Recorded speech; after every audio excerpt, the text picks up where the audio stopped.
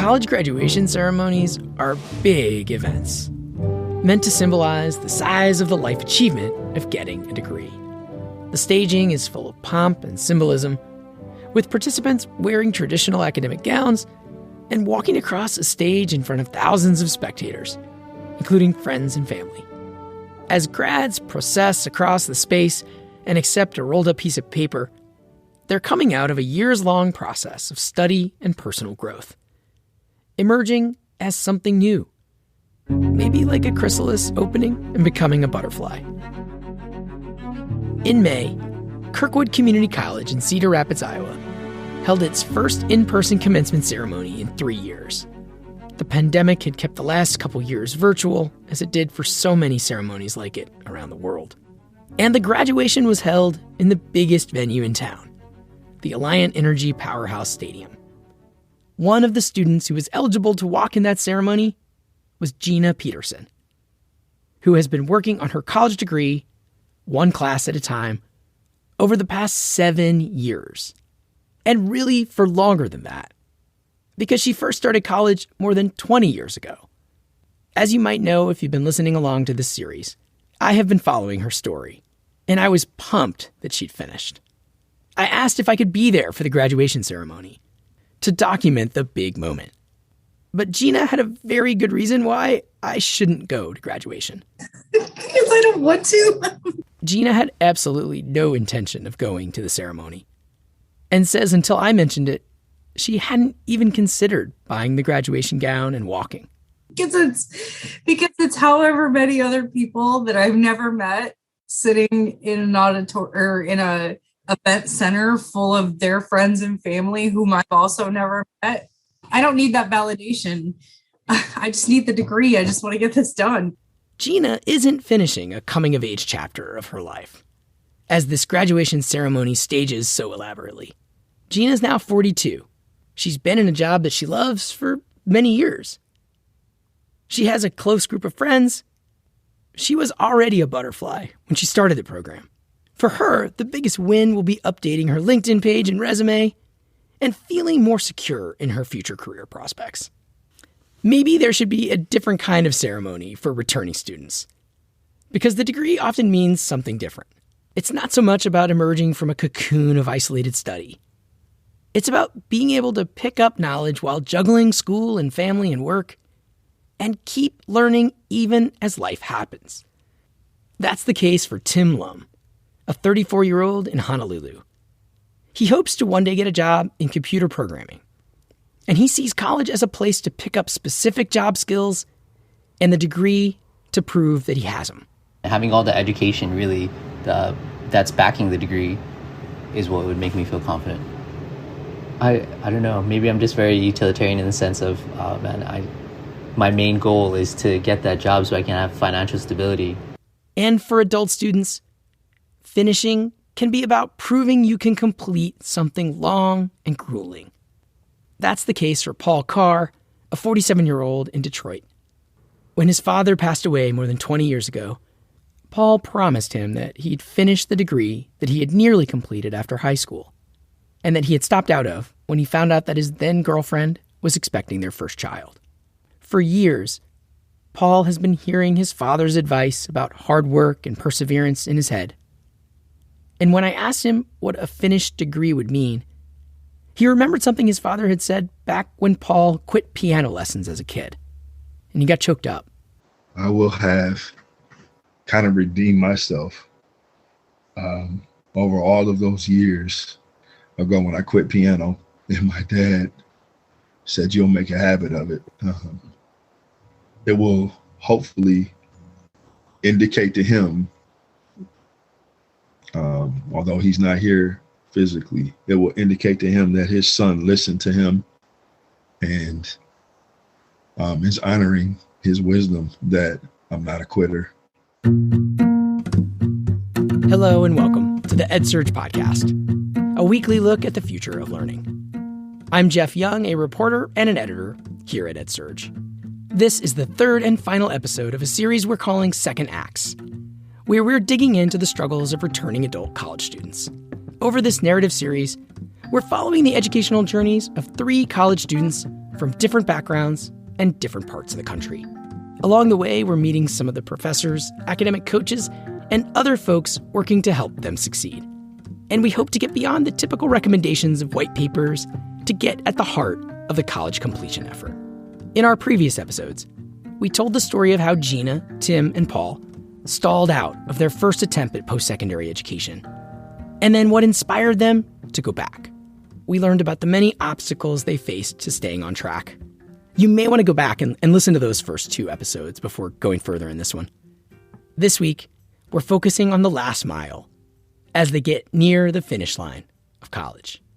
And we're exploring what a college degree means to a returning adult student. For Tim in Honolulu, the COVID-19 pandemic felt like a chance to go back to an education. He had gone to a trade school right after high school, but quickly dropped out. In the meantime, he had had plenty of success, helping friends start a company, and years doing work in restaurants that he has loved. But he has long looked to college as a kind of magical place where people level up and achieve bigger things. One of my friends, he owns a solar company, a solar development company. And then his company actually did the work on the airport here in Hawaii, as well as like community colleges and a bunch of other stuff. So he has like a pretty big company. I always wonder, like if I had gone to college sooner, like would I be in a place like that now? So Tim took advantage of the enhanced unemployment benefits and other pandemic relief to enroll in not 1, but 2 computer science programs. A coding boot camp run by a for-profit college in town, and an associate's degree program at the local Kapai Olanai Community College. He figured that after finishing the coding boot camp, he'd have enough knowledge to get some work in computer science that he could do while he continued working toward that longer goal of getting his associate's degree, and then hopefully transferring to a 4-year college. But he admits he has a tendency to overbook himself. And doing both educational programs at the same time turned out to be more than he could handle. So he got an extension on the boot camp, so he was allowed to take longer to finish it. Instead of 9 months, it took Tim a year. But he powered through, and he graduated from that coding boot camp in March. How did he feel about the accomplishment? Immense relief. That's what I felt.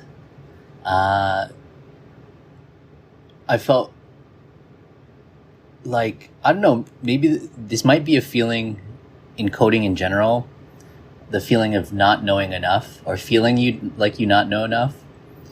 But I did know that I picked up a great skill set. Even if it is just HTML, CSS, JavaScript, and React. I know there's hundreds, if not thousands, of other languages. But because I'm still in college, community college, as well as working, I didn't feel ready to try applying for any jobs. In our last episode, Tim shared how chaotic that bootcamp felt at times, how uneven the quality of instruction was, and how often he had to go out on the internet to find videos to help him understand the coding concepts that were new to him, and sometimes unclear from what the coding bootcamp was teaching. I asked him whether he thinks he could have learned that material on his own, without the coding bootcamp at all. I think it was possible. I think it's definitely possible. Would I have? Probably not. Could I have? Yeah, I think the weight of the amount of money that I spent definitely motivated me to do it. Be at every class and do everything I had to. He spent $12,500 on that bootcamp. That felt like a huge amount. And he was not going to let it go to waste. And Tim did manage to pull it off.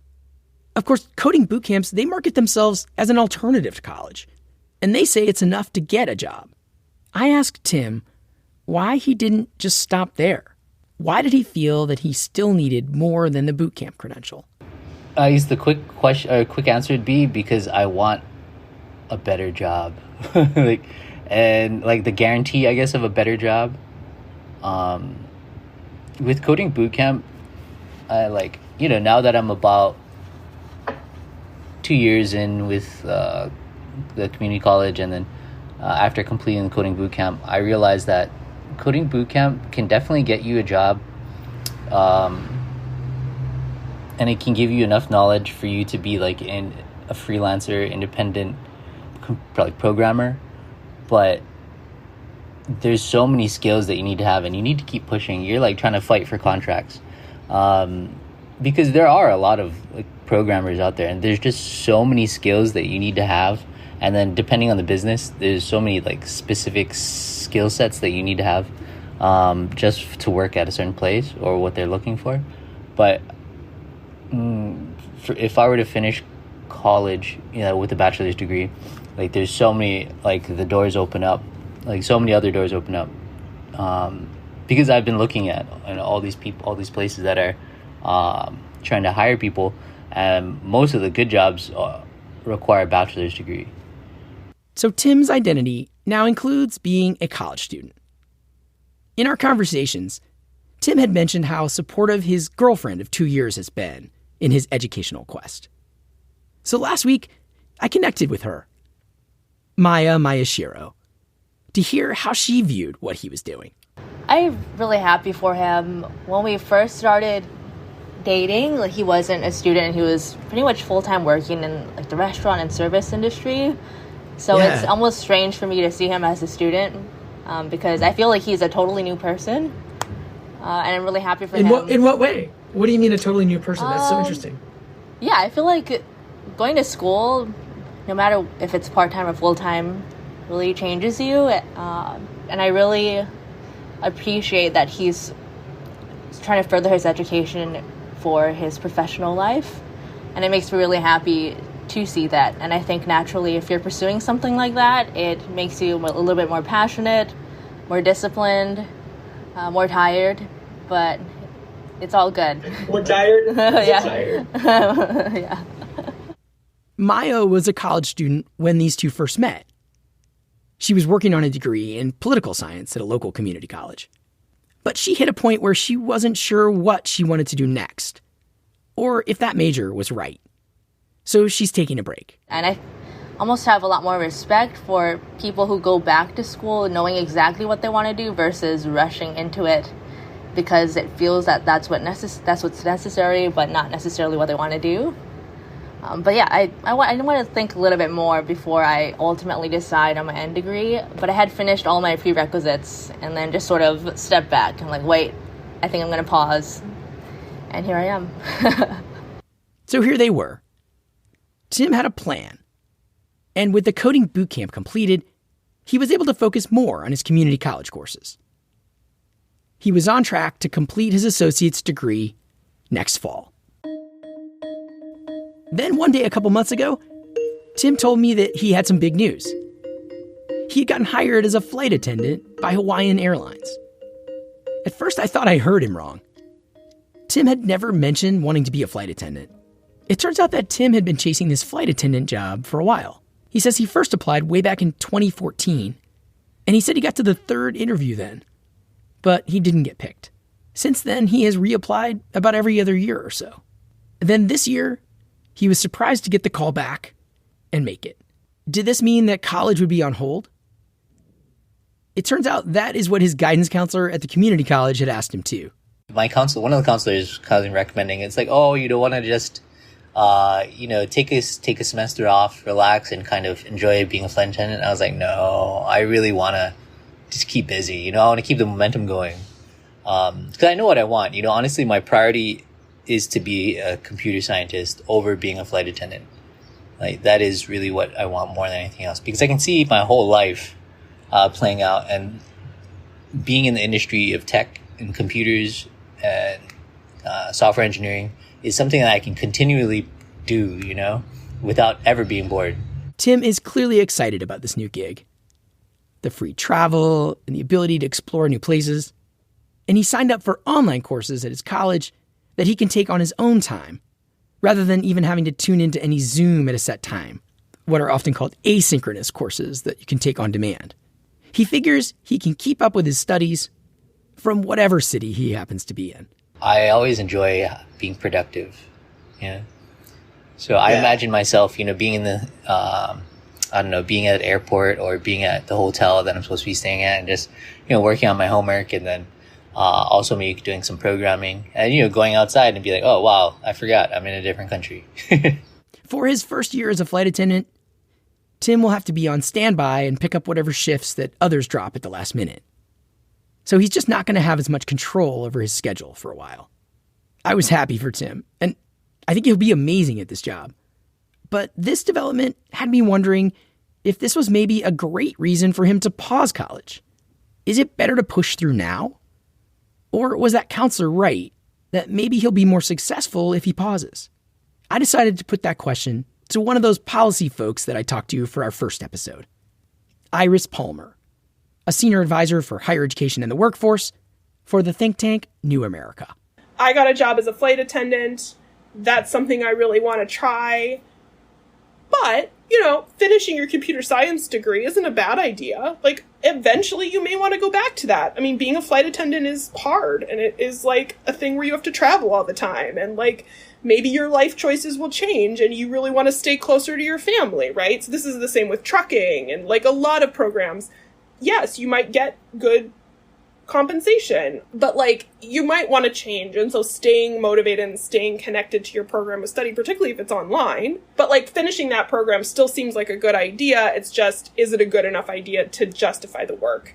The research shows that those with college degrees make considerably more money than those with only a high school diploma. Over a lifetime, adults with a bachelor's degree earn an average of $1.2 million more than the median for workers with a high school diploma. That stat is from the Georgetown Center for Education and the Workforce that Iris Palmer and others frequently cite. Tim, by the way, was already sold. He says he feels that he'll be way more stable financially if he can hang in there with his college plans. So how is that juggling going? I talked to Tim last week to hear whether his plans on mixing schoolwork and jet setting are actually doable. My first actually extended range trip was to Boston. Beautiful city, by the way. I never understood why people love Boston, but now I totally understand. Yeah, it's amazing. But yeah, I found myself, because especially weird time zones, just waking up at midnight, Boston time, studying for 5 hours, doing homework till 5 a.m., going out, getting some pastries to take back to Hawaii, and then hopping on the plane. I was exhausted for sure, but the concept of, I guess, appropriate time to study does not mean anything anymore. But the reality of doing both hard things at the same time has set in. In our last call, Tim kept apologizing for not being as coherent because of his jet lag. And he said he has had to adjust his class schedule significantly, dropping his 2 hardest classes and replacing them with less rigorous ones. The anthropology and the chemistry class, was taking so much time and, mental and emotional energy out of me. I had to drop those and pick up an elective and instead, because I'm flying so much. So that pushed back my timeline. Now there is very little chance that he's going to finish that associate's degree by this time next year, as he had hoped.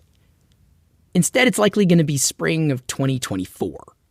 I asked him if he ever wishes he had gone right to college after high school, as so many of his friends did. I'm happy with the route that I took, even though there's that lingering feeling of, man, I need to hurry up.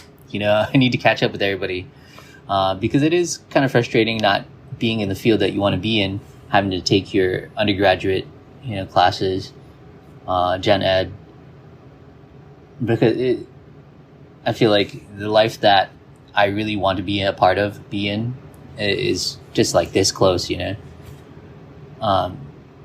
But I don't think I would do it any other way, just because internally I understand who I am. I feel like I'm aligned with the person that I want to be. And I was able to deal with all of the, I guess, problems that I had before. The inner demons, as they say. Yeah. If I didn't have the time in between, then I would probably there'd definitely be some more landmines, out in the field that I may step on at one point, and who knows, maybe I'd lose that great job that I get. After the break, in Michigan, Paul hits a different kind of obstacle at what should be the finish line of his degree. Stay with us.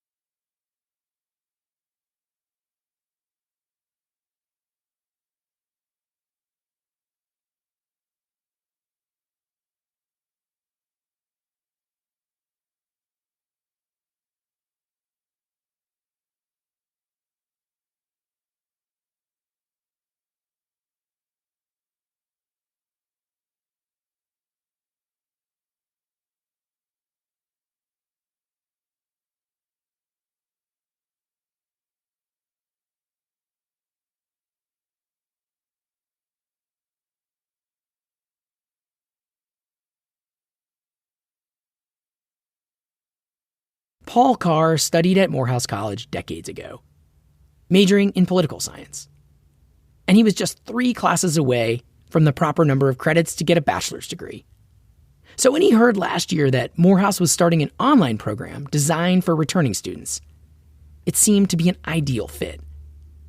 The one issue was that the new Morehouse Online offered only a single major to start out: business, not political science. But Paul decided not to worry about that detail too much, figuring it would all work out somehow. He recently finished a year of courses at Morehouse Online, and he has loved the work he's done in class. As we detailed in our last episode, he's felt challenged and engaged in ways that have really reminded him of being back on campus decades ago. Yet, after taking this full year of courses, Paul has realized he might not have made much progress toward finishing that degree. I literally thought I would be in school for 1 year and I'd have my degree. And then it's like, oh, wait, you're not offering this anytime soon? Like, I thought even, okay, I'll wait. I can take some business classes until the poli-sci department opens and then I'll finish, right? No clue on when that's happening, at least at Morehouse. And so, I have no clue. I honestly don't know. That's that limbo, man, that I'm in. I'm in a state of limbo. He's not sure what the timeline is now to finish at Morehouse. And in what seems like an episode out of a dystopian novel, Paul is technically further away from a degree now than when he started Morehouse Online a year ago. Right now, it's looking like if I continue, it's looking like I'd be in this program for another 2.5 years. I'd have to take the entirety of their business program. And I don't know that I don't know if that's the path that I should be taking. I don't know that it's equitable or fair to me. So those are the questions that I'm exploring right now, like talking to people who can kind of better guide me on, okay, no, the school can't do this, or they can do that. They have to honor this. They don't have to honor that. I'm just learning what is all possible by talking to people that aren't connected to the program. And because I love Morehouse, I recognize I'm very patient, but I also have to be fair to me. It turns out Paul is not the only one hitting logistical snags in this college's brand new online program. There's been a lot of discontent. There are a lot of guys that are leaving the program and because they got to do what they got to do. They got to finish. A lot of issues have been with credits from their other institutions not transferring over. Yeah. So now you're retaking classes. I mean, math is math everywhere. English is English everywhere. It's not, there's nothing special about one school's math. The online students, they got organized. And they brought their concerns and suggestions to Morehouse officials recently. There was a letter that we crafted as a student body to the school to kind of point out, or the online program to point out the blind spots that we've been dealing with and some plausible solutions to them. So not only did we point out like, okay, these are the, it's almost like beta testing. Not only did we point out these are the issues with the app, so to speak, but here are some things that we suggest could work from our standpoint as users, as people that are, there's the students. And we didn't receive a response via email. However, there was an email that went out to the entire online community that there would be a town hall. The president of Morehouse and others at the college did hold that town hall just a couple weeks ago. They addressed pretty much everything that we listed. The only thing they didn't do was give us like a transparent deadline as to when these things will be fixed. So many of us are still in limbo. There are a lot of issues that they weren't able to foresee. Paul stressed that his goal is to make the program successful. Like most of the issues that the online student body, are experiencing don't have anything to do with me, but in the spirit of solidarity, we're all kind of supporting one another. There are a lot of, there's an issue with expanding the program courses. There's a disconnect, I think, between the faculty and the online program itself, getting approval for certain courses to be added. There's a long, arduous process that has kind of set set things back. So from a user standpoint, like we need classes, right, in order to finish. And it's kind of making it more unclear as to what a clear path to graduation for many of us actually looks like. And he hears his late father urging him on in that struggle. You know, in the words of my dad, life is not a spectator sport. You know, you got to get involved. That's what he said. So, you know, to my brothers before I was born, they were at a beach here in Michigan, and he was kind of probably dozing off under the umbrella or whatever. And two of my brothers were watching a kid drown, and they came and got my dad, and he jumped up and ran in there and swam and got the kid out. And then he kind of grabbed him up because of the severity of the situation and told them both, listen, life is not a spectator sport. When you see something, you got to get involved. And so, yeah, I take that very seriously. In this regard, I can't sit idly by. I have to make it happen. And in the meantime, I'm taking the good with the bad. So this is not, this is a challenging experience, but there are still some very beautiful things that are happening simultaneously. And so I'm present for those things. Like I'm here for that. And I'm soaking it all up. You know, there's going to be challenges. Anything worth having is you got to fight for it, right? So it turns out that from the beginning, even some faculty at Morehouse had concerns about creating this new online program. It seems the biggest question was whether the college could deliver the unique and high-quality education Morehouse is known for, bringing what has been called the Morehouse mystique to an online format. It's no secret that there was some hesitation because quite frankly, we have an older faculty that's very traditional. And so for them, they sort of are in the school of thought of true learning takes place in person. That's Keisha Tassi, an associate professor of communication at Morehouse, who is one of the professors in the online program.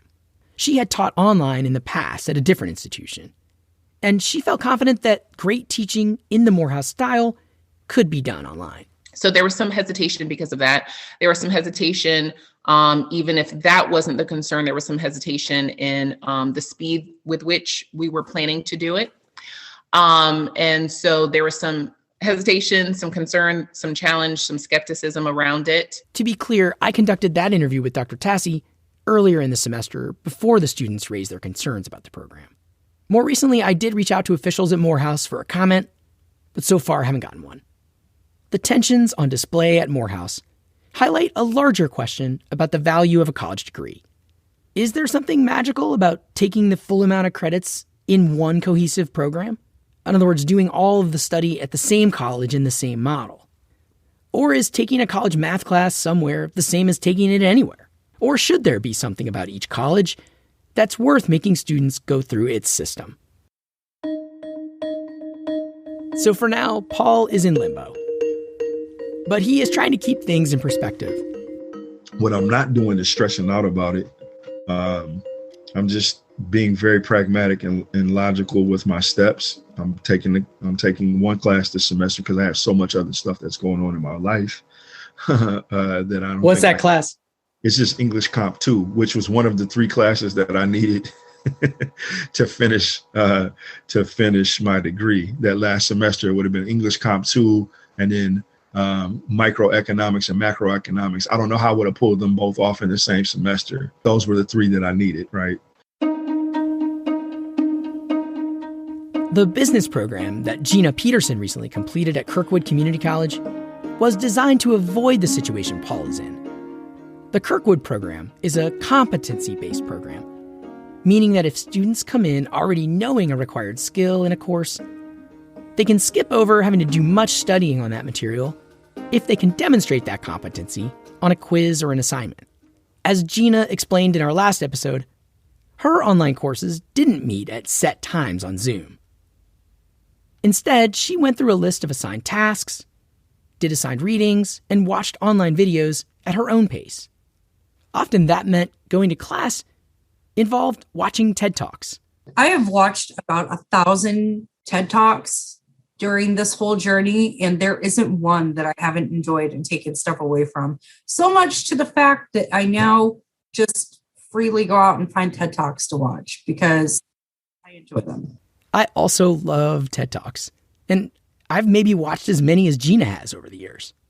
Which made me wonder, what is the difference between the informal learning that so many of us do on the internet and a course of college study that can lead to a vaunted degree? Yeah, totally. I have asked that 50,000 times. Why am I doing this? Why am I paying for this? I go to YouTube. That's where I'm learning from. Or the Harvard Business Law Review or the Harvard Journal, free online. Like they're just giving it away. So it's structured, right? And there's, like I said, there's different learning objectives to each module. And in the end, you're paying for the structure, you're paying for the instruction. The way that you know that you're doing it right is the homework grade. If you're getting the right grades, you've got the right competency. You've got that right interpretation of it. Because I can watch a TED Talk, you can watch the same exact TED Talk, and we may come away with two completely different opinions of it or two different takeaways of it completely. I mean, the main focus of the TED Talk is the topic itself, but we might interpret it a different way. And is that way right or wrong? Don't know. But what the instructors are looking for is the takeaway in your interpretation of it. Gina says she learned so much in her program, including skills in math and statistics that she occasionally uses in her job now. But in an ideal world, she wishes there would be even more opportunities for students to test out of parts of college they already know. I think there should be. I think there should be a way that you go in and you do like a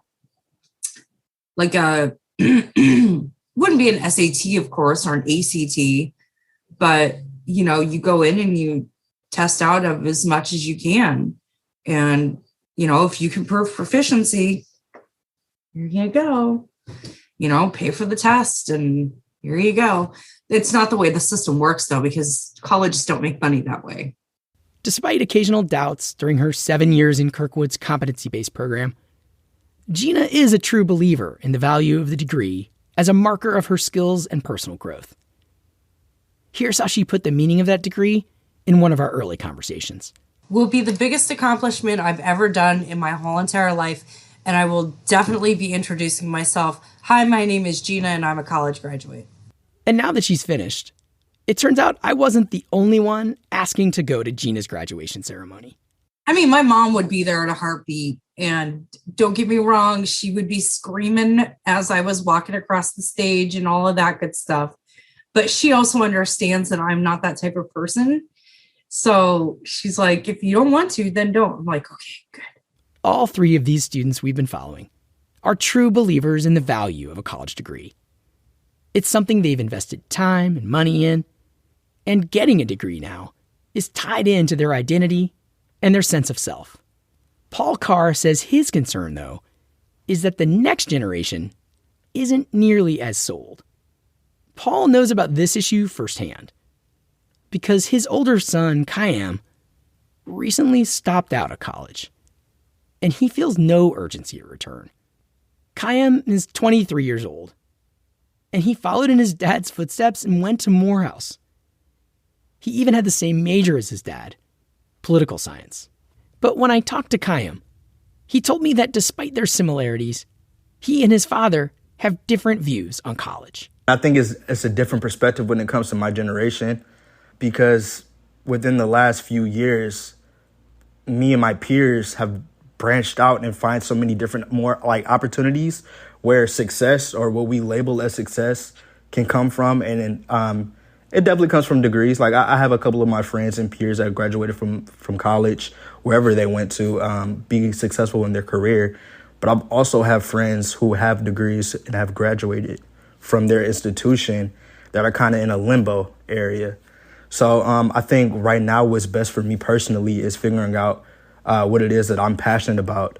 And if that requires me to, go out and finish my degree, then of course, by all means, I'm full steam ahead. But if my passion, if what I need to do to get there doesn't require that I need a degree, then it's not a priority for me. I asked Kayem and Paul to join me on a Zoom call together and talk out their differences about the importance of a degree. Kayem was wearing a Nintendo 64 shirt, a classic video game system that actually Paul might have played back when he was in his 20s. Kayem says he is passionate about jobs and gigs that just don't require a college degree. He's been building a following on Twitch, the streaming service that encourages people to watch users play video games as they give color commentary or otherwise engage with their audience online. That's kind of where I'm at right now, figuring out what that exactly is, because the last thing I want to do is, because I know that, my parents and many of my peers' parents, they work so hard for a lot of us to go to school. The last thing you want to do is kind of be there and you're just there, you're just there. So I want to make sure that I have a clear understanding of what it is that I'm passionate about before I make any further movements. I asked Paul what he said to his son when Kayem first told him he was stopping out of Morehouse. And by the way, it turns out Paul's younger son also stopped out of college for now. Like, I didn't want him to do it.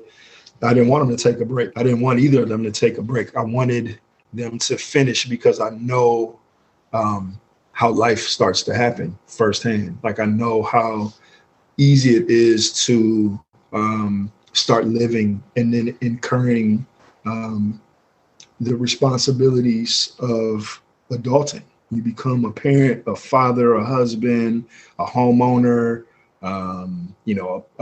You just start having to pay, taxes, property taxes, like things happen. It was a really type moment.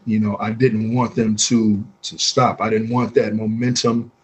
And, on a practical level, the investment that my wife and I have been making to not have a return.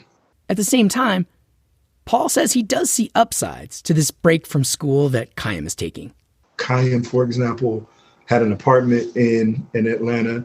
He moved off campus, and then he and his roommates got an apartment. And so I'm seeing a huge shot in his growth in adulting, like his abilities to manage a household and like put it into practice.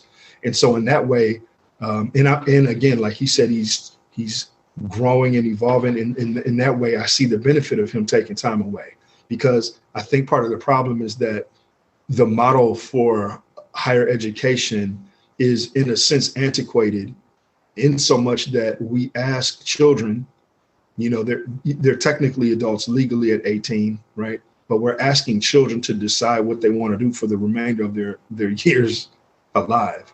And there's no way that they can know coming out of high school what that really looks like. And it used to work. You used to, first of all, there weren't women in the workforce when this model was a really big deal. And so women knew that they were essentially entering a life of domestication, which is awful, right? The sexism and misogyny behind that is just really bad. It's immoral and irrational, but men were going to, either take blue collar trade jobs, which college wasn't necessary, or they would become an accountant or an engineer, an attorney, a doctor. There were, 5 or 6, trajectories that you could take. And so education was kind of, you knew what you were going to do. You really only had a few options. And then if you didn't need college, you become a mechanic, or you become, some skilled trade worker, and you still required an education. But those young men lived their lives and they retired doing the same thing for 40 years, right? And it's not this. There's so many more. The world is such a much more smaller place, but such a vastly larger place at the same time. Opportunity is abundant. So there are a multitude of ways. Like I used to tell Q, he's got his Nintendo shirt on, and I used to tell him he'd be gaming. And I was like, hey, listen, cut that crap off until you can show me that you can make a living playing these video games.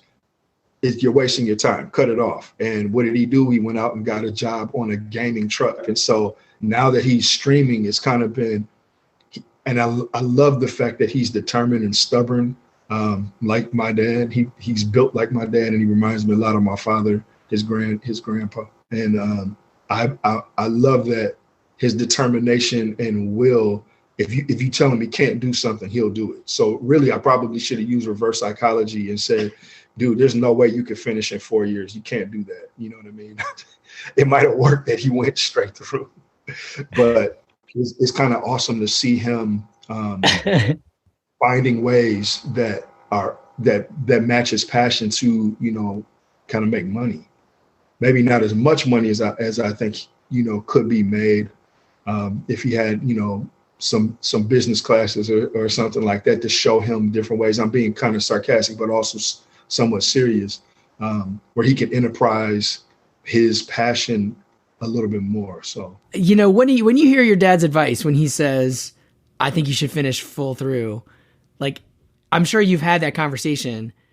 What is your argument back? What is your basic, in a nutshell, like a short argument back? And I feel like the conversation that we can never escape is time. And the time around us has changed a lot. You feel me? And I think from the generation that precedes me, like my parents' generation, again, like my father said, when the school system was implemented, there was only about 6 or 7 jobs that people could really go into in the workforce. My parents were raised with parents who a lot of the times worked at plants, a lot of the times worked at these hard, you know, hard laboring jobs, where their parents would tell them that the way out of this and to avoid this is to get an education and, you know, get into a better position.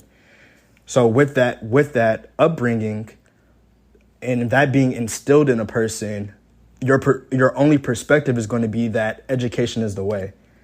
And it's a completely different day and age. Again, people are making a lot of money doing other things. So my quick argument would always be that there's always another way, right? Yes, education, like I said, knowledge is good, but it's not the end all be all. I can still be successful without it. I guess, what would you say to somebody, if an expert that I've interviewed was here and saying, I hear you, but the statistics are that you might want a job later in life that requires a college degree and that you're better off just finishing it. What would you say to that argument? Okay, so I think it would be how long am I doing my streaming? So how long am I building this community? So that my point being, a person can build their community. Let's say I have 100,000 subscribers on Twitch, right? 100,000 subscribers on Twitch means that every person that's subscribed to your account is subbing to it for $5.99 a month, right? If 100,000 people are subscribed to your Twitch, every month you're seeing that times that $5.99, then you kind of quitting that or leaving that community to go work a job after that in the near future. Yes, I can understand that, you know, and anything can happen, right? The Bill Gates or anybody can snap their fingers and metaverse is gone, right? But I can say the same thing for the jobs, and I can still say it currently today for the jobs, that a lot of the jobs that we have today aren't going to be here tomorrow. A lot of the jobs that we're going into work every day, or people clock in and clock out every day, are being replaced every single day by new technology. Technology is statistically becoming a bigger and bigger part of today's society as we speak. And you know, we will always have the core work fields, and I can always respect that. But it would make no sense for me, knowing that the world is heading into a more technology dominant like world and society, to leave that and abandon that in hopes that I might be able to pick up a job in a 9-to-5 where I clock in and clock out and, you know, put all of these hours behind the desk and I might be able to get this. It's a lot of might where I know that me myself can physically put the work in to build my community in the metaverse or wherever I want to, and, you know, still make a profit and living off of it. So I think it wouldn't make no sense. Just what is your reaction to hearing that? As a father, when I hear Q say that, you know, he can put his eggs in the basket of education, and there's no guarantee that the statistics will be in his favor, because some of those jobs might go the way of the dinosaur. And and it's about how much he puts into it. In a way, like I had to sit back and just listen and say, I'm somewhat proud that he is willing to, and he has been, working diligently to bring to fruition what it is that he envisions for himself. The other side, so there's one part of that dad that I'm proud that he is working diligently to make happen what he envisions for himself. The other side of that dad coin is that I wish he had that drive for school. And then from a historical standpoint, I'm like, wow, I'm hearing him and his generation almost make the same missteps that previous generations have made, where they put all their all of their eggs into a basket where these job markets are going the way of the dinosaur.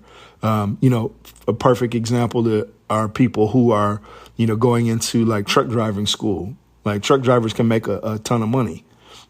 Transporting goods and services across the country into Canada and Mexico. Here in Detroit, it's a big deal because we have the largest international border crossing in North America. However, with, autonomous vehicles coming, what happens to that investment is the people that are financing, semis.